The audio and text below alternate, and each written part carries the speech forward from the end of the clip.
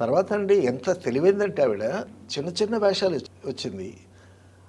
ఆవిడని చెంచురామయ్య అని production manager, చాలా లీడింగ్ ప్రొడక్షన్ మేనేజర్, పెద్ద మేనేజరు.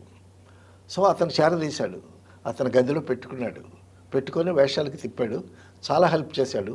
ఈవిడ పైకి రావడానికి ఆయన ఒక కారణం. సరే ఈయన ట్రాక్లో ఈయన బిజీగా ఉన్నాడు, ఆవిడ ట్రాక్లో ఆవిడ బిజీగా ఉంది. ఒక సినిమాలో ఈవిడ యాక్ట్ చేస్తుంటే ఆయన కనిపించాడు. సెట్లోకి వచ్చేసరికి ఈవిడ మూడ్స్ మారిపోయి